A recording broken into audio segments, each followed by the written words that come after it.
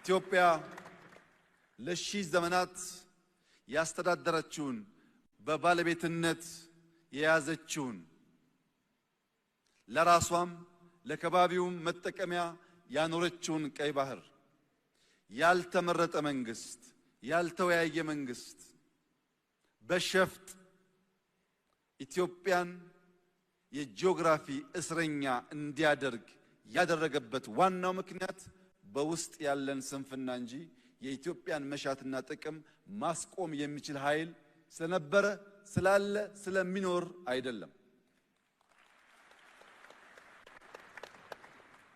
ሁልጊዜም ጥቅማችን አሳልፈን የምንሰጠው ስንገነባ ያልነበሩ ስንሿኮት ስንጣላ የሚያንዣብቡ አሞሮች ስላሉ ነው።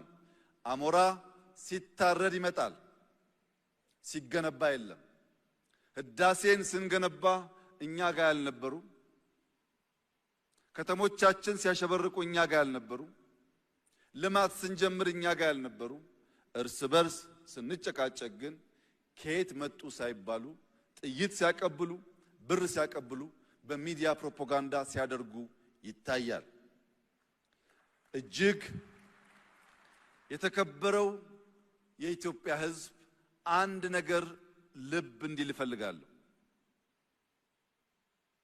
ምንም ጉዳይ በውስጥ ቢያከራክረን፣ ምንም ጉዳይ በውስጥ ቢያጨቃጭቀን እንዲህ ባለው መድረክ መነጋገር፣ መወያየት፣ መፍታት ስለምንችል ለሌሎች ኃይሎች ጥቅም የኢትዮጵያን መሻት የኢትዮጵያን ብሔራዊ ፍላጎት አሳልፈን የምንሰጥ በታሪክ ውስጥ እንክርዳድ ሆነን የምንታይ ዜጎች ላለመሆን እያንዳንዳችን ጥረት ማድረግ ይኖርብናል። በኢትዮጵያ ሰማይ ላይ ለሚያንዣብቡ አሞሮች ያለኝ መልእክት ከብቱን መርጠን የምንገዛ እኛ ነን። የቅርጫውን ባለቤት የምንወስን እኛ ነን።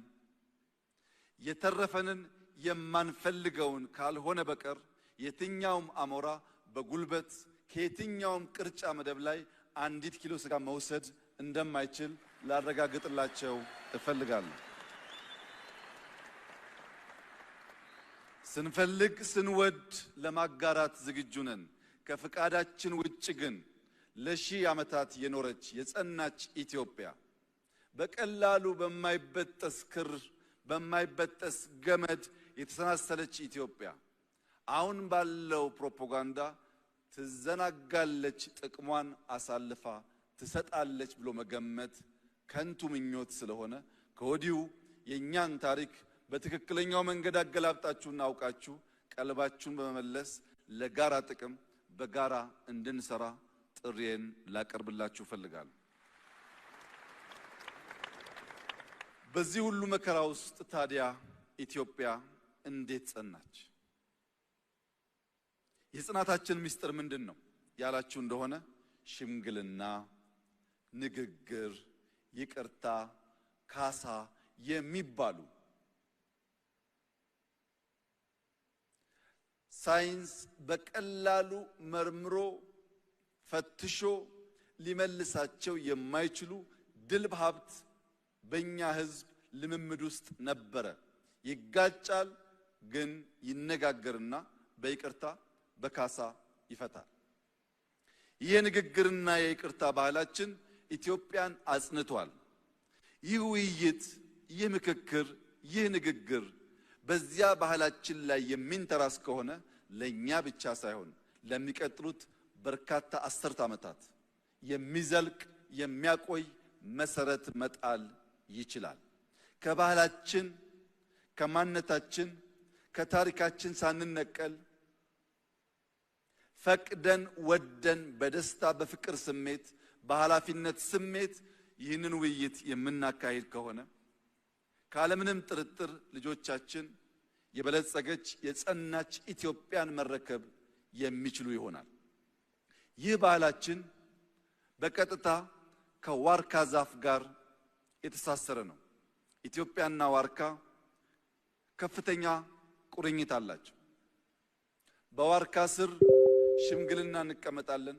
በዋርካ ስር ለትዳር ሽምግልናን እንጠይቃለን። በዋርካ ስር የሃይማኖት ትምህርቶች እንማራለን። በዋርካ ስር አባቶች ዘር ያስቆጥሩናል። በዋርካ ስር እንማማራለን። በዋርካ ስር እናርፋለን።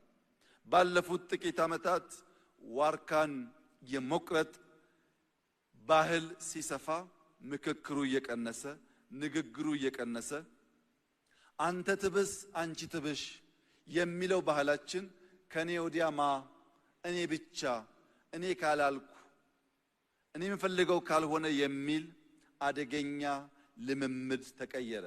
ለዚህ ነው እንትከል፣ ተስፋን እንትከል፣ ዋርካን እንትከል፣ ምክክርን እንትከል፣ ውይይትን እንትከል፣ ይቅርታን እንትከል፣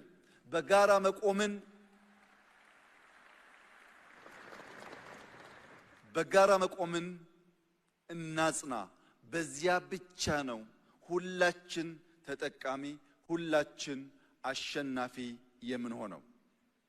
የኦሮሞ አባቶች ተርቱ አፋን ጋሪ አፈጋሪ ጫላ ይላሉ።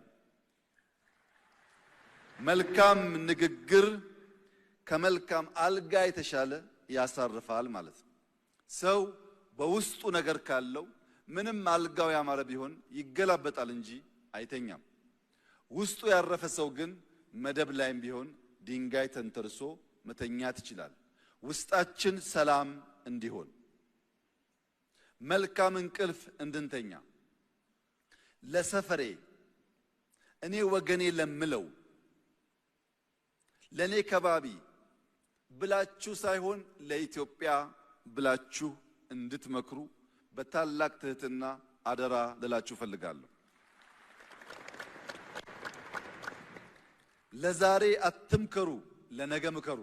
ለናንተ አትምከሩ፣ ለልጆቻችሁ ምከሩ። አሁን የምንመካከረው ስለ ትናንትናው አይደለም። የትናንትናን ችግር ፈተን ለነገ መልካም መሰረት ለማኖር ነውና እያንዳንዱ ተወያይ እያንዳንዱ ተወካይ ልጆቹን እያሰበ ለመመካከር የወሰነ መሆን አለበት።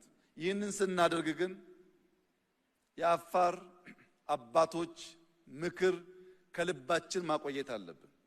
አፋሮች አንድ ቦታ ተቀምጠህ አንድ ቦታ ሆነ በዚያኛው ወገን ያለውን ችግር ልትረዳ አትችልምና ተነስ ሂድ፣ ያኛው ወገን ምን እንደሚያስብ ምን ጥያቄ እንዳለው አድምጥ። ሳትሄድ ሳታደምጥ ሳትጠይቅ የወል የሆነ የጋራ የሆነ መፍትሄ ልታመጣ አትችልም ይላሉ።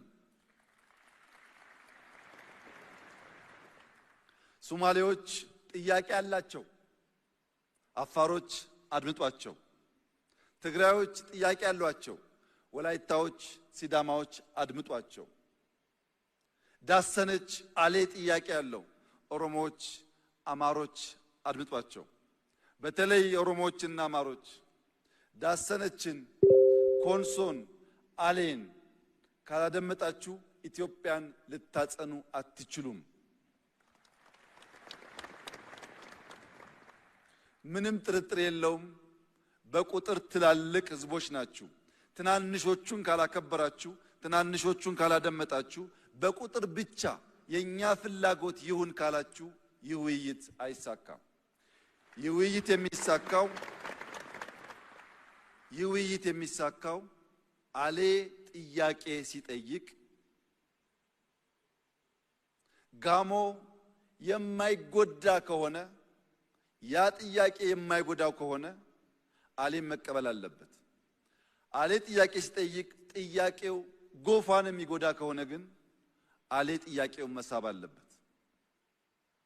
ማንም ሳይጎዳ በጋራ መጠቀም የምንችልባቸውን ጉዳዮች አንስተን ለኔ ሳይሆን ለኛ ለሰፈሬ ሳይሆን ለኢትዮጵያ ማለት ከቻል ይህ ምክክር